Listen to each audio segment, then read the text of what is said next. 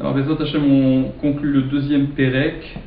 On commence Daf Yudbet Amudbet, la Mishnah en bas. Kayot Sebo, Rotseach Shegala Leir Miklato, Veratsu Anshe Ha'ir Lechabdo, Yomar Lahem, Rotseach Ani. Kayot Sebo, dans le même ordre d'idées, il y a certains Mefarshim qui ne lisent pas ces deux premiers mots, la Kayot Sebo, parce que Kayot Sebo, ça fait apparemment référence à ce dont il a été question juste avant, et on ne voit pas le rapport qu'il y a entre ce qui a été dit dans la Mishnah précédente et ce qu'on va dire tout de suite, à savoir le Rotseach, l'assassin donc involontaire, chez Gala, les Miklato, qui se serait exilé dans sa ville de refuge, Veratsu Anshe Ha'ir, et ont voulu les gens de la ville dans laquelle il se trouve exilé, les Chabdo, l'honorer, lui donner quelque chose d'honorifique, de respectable. Yomar Lahem, il leur dira, Rotseach Ani, je suis un Rotseach, j'ai atterri ici parce que j'ai tué Béchogeg. Donc il se doit d'informer ceux qui voudraient l'honorer de la raison pour laquelle il se trouve dans cette ville. Et ce Kayot Sebo, donc les deux premiers mots par lesquels la Mishnah introduit ce qu'elle rapporte, d'après certains Mefarshim, ça n'est pas à lire parce qu'on ne voit pas le rapport avec la Mishnah précédente. Il y a la même Mishnah identique qui figure dans Masechet Shvi'it, et là-bas le Kayot Sebo est justifié parce que c'est en rapport avec ce qui est dit dans la Mishnah qui précède. Bon, d'autres Mefarshim disent que ce Kayot Sebo il est lié en fait à ce qui a été dit précédemment même chez nous, ou un peu plus haut dans la Gemara. Donc sur cette expression de départ, il y a discussion, est-ce que c'est à retenir ou pas. En tout cas, sur le din, au sujet de ce Rotseach, qui se trouve dans sa ville de refuge, et à qui les personnes présentes s'adressent et veulent l'honorer, lui, il se doit de les prévenir de sa situation. Amroulo, et s'ils lui ont dit, Afal Pichen, malgré tout, malgré ce que tu nous dis, malgré ta situation, on tient quand même à t'honorer à toi, Yekabel Mehen, il acceptera d'eux, donc il pourra accepter ce qu'on lui propose. Shene Emar, parce qu'il est dit dans la Torah, Veze Devar Arotseach. Et c'est Devar Arotseach, donc Devar c'est à prendre dans le sens littéral, Devar Arotseach, au sujet du Rotseach, au sujet de l'assassin, et à comprendre ici, pour la dracha, comme étant la parole. Et la Tosefta explique, ça sera la première parole qu'il a à dire, il devra les avertir une fois pour toutes, mais au-delà de cet avertissement, de cette information, s'ils insistent quand même, il n'est pas obligé de refuser à nouveau, il peut accepter ce qu'on lui propose. On passe au Daf Yud Gimel.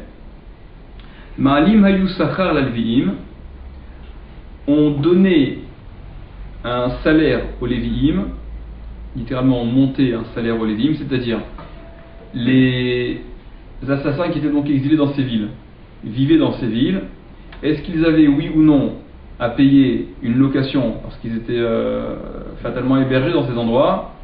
Est-ce qu'il fallait payer aux Lévi'im, qui étaient donc les habitants de cette ville? Là-dessus il y a une marloquette entre Rabbi Yehuda et Rabbi Meir. La Mishnah rapporte Ma'alim hayu sachar lalvi'im, on payait donc les villes payées aux Lévi'im, c'est-à-dire les assassins qui étaient exilés, ils devaient payer leur location. D'après certains, il s'agit de taxes, d'impôts, taxes d'habitation, taxes foncières, etc. Et ça, c'est ce que pense d'Ivry Rabbi Yehuda, c'est ce que pense Rabbi Yehuda. Rabbi Meir Omer, Rabbi Meir lui dit, Lo hayu ma'alim lahen sachar, il ne leur payait pas d'impôts, de location. Deuxième point sur lequel s'affrontent Rabbi Yehuda et Rabbi Meir, Vechoser l'israra shehayaba d'ivrei Rabbi Meir. Et il retourne, cet assassin involontaire, au poste honorifique qu'il avait une fois qu'il finira son exil. Rashi rapporte, Imaya Nasi au Rosh Betav, s'il était Nasi par exemple, donc il avait un statut particulièrement important, privilégié, une fois qu'il retournait dans sa ville d'origine le Kohen Gadol étant en Iftar, donc son exil prenait fin, il réintégrait le poste qu'il avait d'après Rabbi Meir. Rabbi Yehuda Omer, Rabbi Yehuda lui dit L'oraya choser l'israra she'ayaba, il ne retournait pas à la srara, à cette situation honorifique qu'il avait, et aussi bien dans un cas que dans l'autre. C'est-à-dire, aussi bien dans un cas que dans l'autre, on voit que Rabbi Yehuda est mahmir par rapport à Rabbi Meir, et ce que Rabbi Yehuda refuse donc, que le Rotséar puisse réintégrer sa fonction première, c'est parce que c'est pas convenable que quelqu'un qui a été confronté à quelque chose de tellement négatif, il puisse à nouveau réaccéder à une position tellement importante. Et c'est aussi la raison apparemment pour laquelle, dans un premier temps, le Rotséar à qui on proposait un poste de kavod honorifique dans la ville de refuge, il se devait dans un premier temps de les informer parce que c'est pas a priori ce qui est le plus adéquat qu'une personne quelqu'un comme lui assume les fonctions qui sont les plus élevées.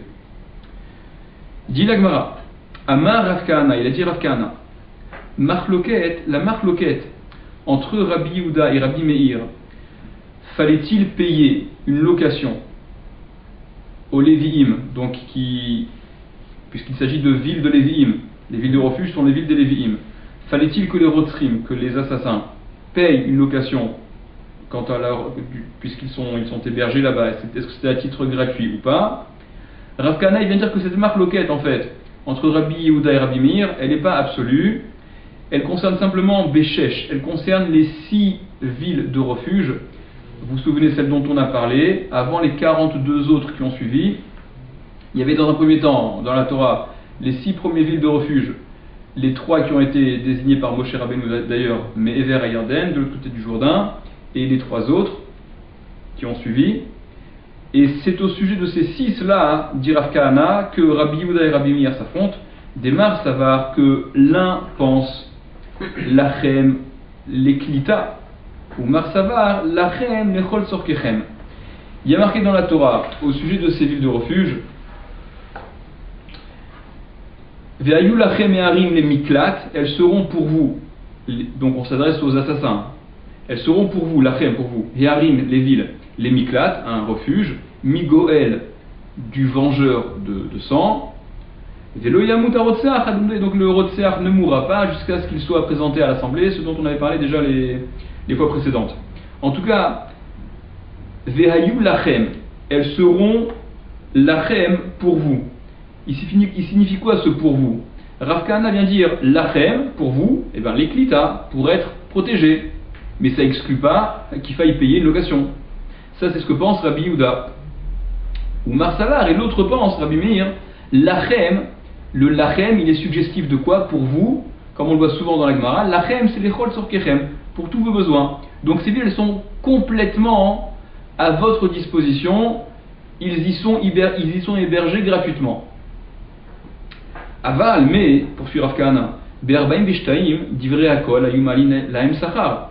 Mais pour les 42 autres villes, alors là tout le monde dit, aussi bien Rabbi Yehuda que Rabbi Meir, que ayumalin lahem sachar, il devait leur verser un salaire, une somme d'argent, parce que ce lachem, ce pourvou-là, ne figure que concernant les 6 villes de refuge, celles dont il était question. Par conséquent, ça n'est qu'au sujet de ces 6 villes-là que Rabbi Meir ferait la dracha de lachem lechol sorkechem, qui exclut tout paiement birlal. D'accord? Mais au sujet des 42 autres villes, à propos desquelles c'est pas marqué, le contexte là, dans ce contexte, il ne s'agit que des civils de refuge. Donc ce lachem n'intervient que pour les civils, pas pour les 42 autres. Donc pour les 42 autres, dit Rav Kahana, même Rabbi Meir sera d'accord qu'il le faille payer. À Marley Rava, il lui a dit Rava à Rav Kahana, Havadai, mais il est certain que lachem, ce lachem employé par la Torah, les chol sorkechem mashma, ça signifie pour tous vos besoins, c'est-à-dire, il est bien évident que le lachem, souvent dans la Gemara on voit que le lachem, il est à interpréter, à comprendre, lachem pour vous, comme voulant dire pour vous, pour tout ce qui est pour vous, tout ce qui est nécessaire à vous, tout ce qui vous est nécessaire. Donc c'est les chol tzorkechem bémet. C'est comme ça que ça doit se comprendre. Donc aussi bien Rabbi Yehuda et Rabbi Meir l'interprètent de la même façon, ce lachem. Alors sur quoi sont-ils en marloquette? Et là, Rava, seulement il a dit Rava, marloquette, la marloquette, be'arbaim beshtaim, elle porte donc sur les 42 autres.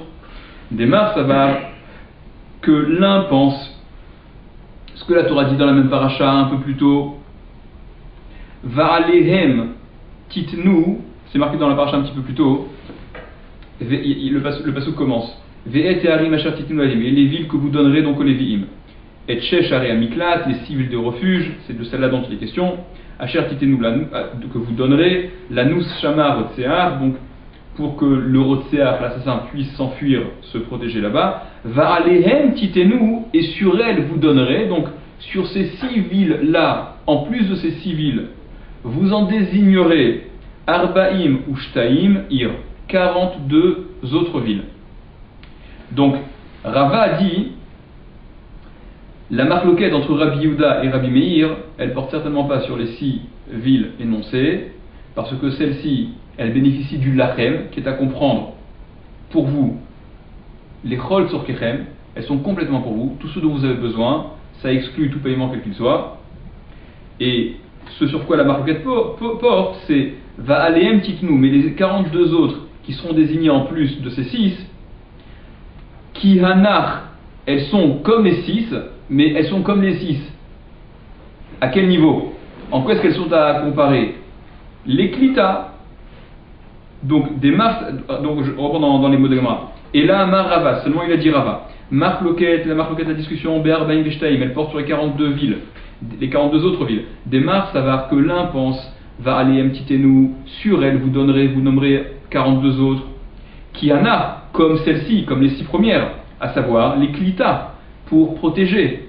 Mais c'est ça le point commun, c'est qu'au niveau de la protection, au niveau de la dispense de paiement, ça non. C'est ce que pense Rabbi Yehuda. Ou Mar Savar, et l'autre pense, l'autre maître, Rabbi Meir lui pense, va aller un petit nous, sur elle vous donnerez, donc sur les 6 premières, vous en désignerez 42 supplémentaires, qui hanar comme celle-ci, comme les 6 premières, mahanar lechol sorkechem, de la même façon que les 6 premières, c'est pour tous vos besoins, tout est pris en charge, afane nami, celle-ci aussi, lechol sorkechem, c'est pour tous vos besoins, donc tout doit être pris en charge, et d'après Rabbi Meir, il n'y a pas non plus à payer dans les 42 autres. Aval Beshesh, mais sur les 6 premières, divrei hakol, tous disent, lo hayuma lim lahen sachar, on ne payait pas. Donc différence d'explication sur quoi porte la marloquette entre Rabbi Yehuda et Rabbi Meir, entre Rav Kahana et Rava. Et le Rambam tranche comme Rabbi Yehuda.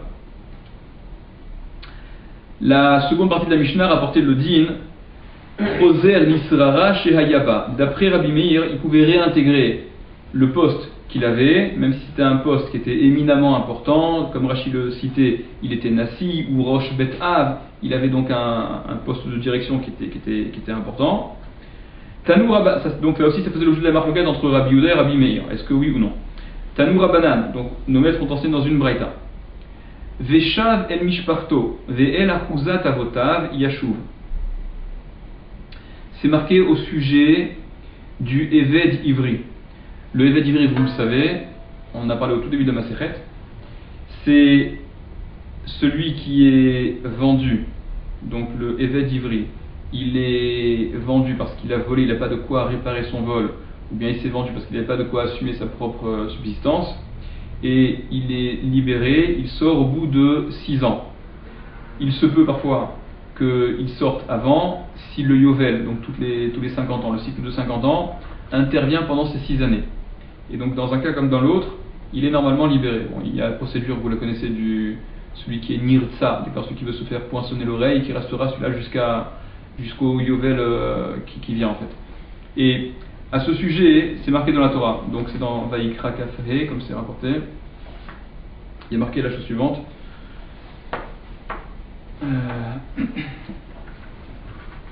Alors, voilà, donc au sujet de ce Eved Ivri. Là-bas, dans le Passouk, c'est vrai qu'il est question de la sortie qui est due au Yovel.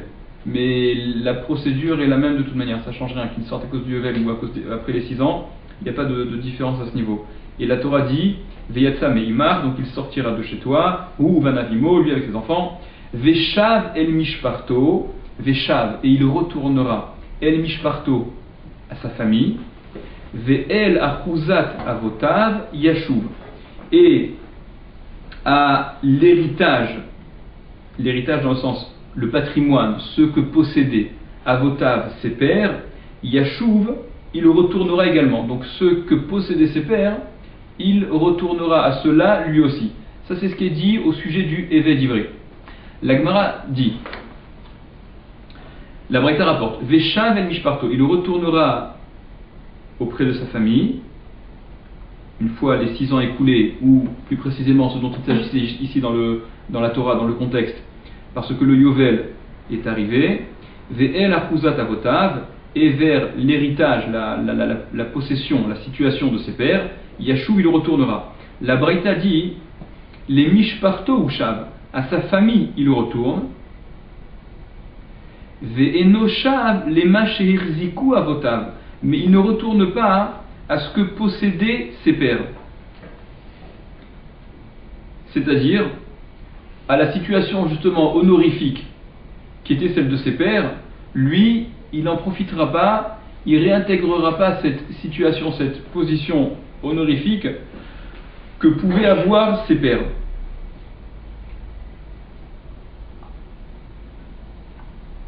Divrei Rabbi Yehuda, ça c'est ce que dit Rabbi Yehuda à propos de ce verset. Rabbi Meir Omer, Rabbi Meir lui dit, Afushav, il retourne également les machir ziko avotav, à ce que possédaient ses pères. El achuzat avotav, c'est-à-dire le El achuzat avotav, il retournera vers ce que possédait à l'héritage de ses pères, ça signifie ke avotav, comme ses pères. C'est pas simplement qu'il réintègre géographiquement là où ses pères se trouvaient, c'est qu'il va réintégrer et détenir les mêmes rênes que tenaient ses pères. Ça c'est ce que dit Rabbi Meir. Alors que Rabbi Yehuda lui il explique qu'il retourne à sa famille et à achuzat avotav, à l'héritage de ses pères, c'est pas en termes de fonction, c'est en termes d'endroit simplement. Alors on va comprendre un petit peu plus précisément c'est quoi cette marloquette et pourquoi cette marloquette. Et poursuit la Braïta, donc c'est Rabbi Meir qui parle, Vechen bagolé, et ainsi au sujet du golé, de celui qui a été exilé, c'est-à-dire celui qui nous intéresse, le Rotseach Beshogeg, celui qui a tué involontairement, Keshehu Omer, le Gaon corrige et dit Sheneemar, comme il est dit, au sujet du golé, au sujet de celui qui a été exilé. Yashuv, c'est marqué au sujet du Rotseach, il y a le même terme, Yashuv, il retournera. Il retournera, qui est le même terme que celui qui a été employé au sujet du Eved Ivri, d'après Rabbi Meir, les rabbot, ça vient inclure et Rotseach, que le Rotseach, il réintègre tout autant que le Eved Ivri, la srara, la situation importante, qu'il avait auparavant, de la même façon que le Eved Ivri réintègre ce que ses pères avaient, la même situation, le Rotseach, il réintègre lui aussi cette même situation. Donc c'est la marloquette qu'il y a entre Rabbi Yehuda et Rabbi Meir. Et Rashi explique quel est le fond de cette marloquette. El achuzat avotav ke avotav. Donc Rashi, vers la achuza, ce que possédaient ses pères, comme ses pères. La même chose, la même situation. Ça c'est ce que dit Rabbi Meir. Rashi explique. Sefa d'humilité de Rabbi Meir dit, donc c'est la fin de l'enseignement de ce que dit Rabbi Meir, comme on vient de voir, ou Mevi Reaya Lidvarav, il apporte une preuve à ses paroles, Rabbi Meir, Misof Amikra, de la fin du verset, chez Choser Ligdulato, que en effet, il retourne, il réaccède à sa Gdoula, à sa position importante qu'il avait, à sa situation importante qu'il avait, chez Nehemar, comme il est dit donc dans la Torah, Ve'el achuzat avotav, il s'agit on parle du Eved Ivri, hein, il y aura la Gzera Shava, on va voir, par rapport au Yashuv, il retournera, le même terme, Yashuv, il le retournera. Au sujet du Eved Ivri, on est en train de définir que ça signifie, d'après Rabbi Meir en tout cas, qu'il le retourne à la fonction honorifique qu'il avait. Et c'est ce qui nous permettra de faire le pont avec le Rotseach. Au sujet du Eved Ivri, dans un premier temps en tout cas, comment est-ce que Rabbi Meir l'apprend? Donc chez Neymar, comme il est dit, Ve'el achuzat avotav, vers l'héritage de ses pères, El kol chezkat avotav, à tout ce que détenaient ses pères, tout ce qu'avait, tout ce qui était bechezkat avotav, tout ce que détenaient ses pères, il réintègre lui aussi le Eved Ivri, Vechen bagolé, et ainsi pour le golé, c'est le sujet qui nous intéresse initialement. Rashi explique que marloket be'Eved Ivri, la même marloket qu'il y a au sujet du Eved Ivri, car marloket barotseach. Ainsi, il y a la même discussion au sujet du Rotseach, chez Gala qui a été exilé, Vechazar bemitat Kohen, et qui retourne donc là d'où il vient, à la mort du Kohen. Ou Mehacha Yalif, et c'est ici qu'il l'apprend, Deksheu Omer Kan Yashuv, parce que lorsqu'il est écrit ici, dans la Torah, au sujet du Eved Ivri, Yashuv, il le retournera, Krayetera, c'est en trop. La Torah aurait pu faire l'économie de ce Yashuv. Pourquoi? Des Matzil Mirtav. Parce que ça aurait été, la Torah aurait pu écrire, il aurait été suffisant d'écrire Veshav el Mishparto, Ve'el achuzat avotav, Velishtok. Plutôt que de dire, regardez dans le pasuk, Veshav el Mishparto, il le retournera à sa famille. Ve'el achuzat avotav, et à l'héritage de ses pères, Yashuv il le retournera. On aurait pu se contenter une seule fois du il retournera. Veshav el Mishparto, il retournera à sa famille. Ve'el achuzat avotav, et à l'héritage de ses pères. Velishtok, et se taire, s'arrêter ici. Le Yashuv supplémentaire par lequel conclut la Torah dans ce verset au sujet du Eved Ivri, c'est, explique Rashi, les rabot et arotseach, ça vient donc inclure le rotseach, revoyons dans les mots dans la Gemara. Vechen bagolé, donc, et ainsi la marloquette, ceux qui opposent Rabbi Meir et Rabbi Yehuda. Vous êtes avec moi ou pas? Ouais. Ainsi il en est, la marloquette qui oppose Rabbi Meir et Rabbi Yehuda au sujet du Eved Ivri, elle est la même au sujet du Rotseach, celui qui a été gaulé, qui a été exilé, Shene Emar, comme la version du Gaon, Yashuv, il retournera, ce Yashuv en trop, les rabot et Rotseach, ça vient inclure le Rotseach, ce Yashuv en trop là, au sujet du Eved Ivri, dont on aurait pu se passer comme on vient de voir, il vient en fait m'apprendre au sujet du Rotseach. Rashi explique, les rabot et Rotseach, ça vient inclure le Rotseach, des moufnés la dounemeno, parce qu'il est libre, ce Yashuv là qui est en trop, il est libre, il est dispo, pour apprendre de lui, s'en servir, Xerashava, et faire une Xerashava. À savoir, Ne Emar Kan Yashuv, il est dit ici, Yashuv il retournera, Vene Emar Varotseach, Yashuv Varotseach, et il est dit au sujet du Rotseach, le passouk qu'on a lu tout à l'heure, Yashuv Varotseach, il retournera le Rotseach, El Eretz Achuzato, dans la ville de dans la ville de son héritage, de ses pères, Kedemefaresh Ve'azil, comme Rabbi Meir va l'expliquer dans la Gemara. Reprenez la Gemara tout de suite. Maï Vechen Bagolé, qu'est-ce que ça veut dire? Et ainsi au sujet du Golé, ainsi la même marloquette, au sujet de celui qui a été exilé. Kedetania, selon ce qu'on a enseigné dans une braïta, Yashuva Rotseach el Eretz Achuzato. Il retournera le Rotseach, l'assassin, dans sa ville d'héritage, dans son patrimoine premier. Les Eretz Achuzato Hushav, dans sa ville, donc de Achuza, dans laquelle il se tenait, là où il était, il retourne en effet, mais il ne retourne que géographiquement dans cet endroit-là, dans cette terre, dans la terre, Eretz c'est la terre. Ve'eno Shav, mais il ne retourne pas les Mash Irziku Avotav. Il ne retourne pas à ce que possédaient ses pères. Il retourne là où ses pères possédaient ce qu'ils possédaient.